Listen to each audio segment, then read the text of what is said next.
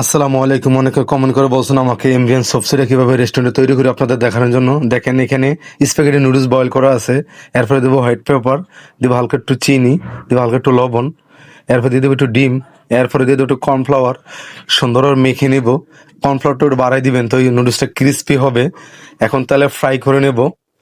এই নুডলসটা আমার স্প্যাগেটি আছে, মোটামুটি আমাদের ফ্রাই হয়ে গেছে। এরকম হার্ড হইলেই নামিয়ে নেবেন। দেখেন একদম শক্ত হয়ে গেছে। এখন কড়াইতে দিয়ে দেবো তেল, এরপরে দেবো ভেজ কিমা, তারপরে দেবো রসুন কিমা। লাল হয়ে গেলে 2টা মুরগির ডিম ভেঙে দিয়ে দেবো, দিয়ে সুন্দরভাবে নাড়াচাড়া করবো। নাড়াচাড়া করার পর এখন দিয়ে দেবো সবজিটা, বাঁধাকপি, গাজর, ক্যাপসিকাম আর জুলিয়ান চিকেন আমার একসাথে কাটা আছে।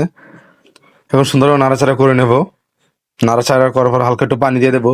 পানির পরিমাণটা একটু কম দেওয়ার চেষ্টা করবেন। এরপরে দিয়ে দেবো চিলি সস, এখানে যেই ধরনের চিলি সস ইউজ করতে পারেন। এরপরে দিয়ে দেবো লেবুর রস, হালকা একটু লবণ, একটু চিনি, একটু চিকেন পাউডার দিয়ে সুন্দরভাবে নাড়াচাড়া করে নেব।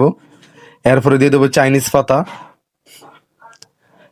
এরপর হালকা একটু ঘি দিয়ে দেবো। ঘি দিয়ে সুন্দরভাবে নামাই নেব। আমাদের মোটামুটি রেডি হয়ে গেছে আমেরিকানি সবজি। এভাবে আমরা রেস্টুরেন্টে তৈরি করে থাকি, অনেক মজাদার। সবাই একবার ট্রাই করবেন, খেতে খুবই সুস্বাদু। তো সবাই ভালো থাকবেন। আসসালামু আলাইকুম।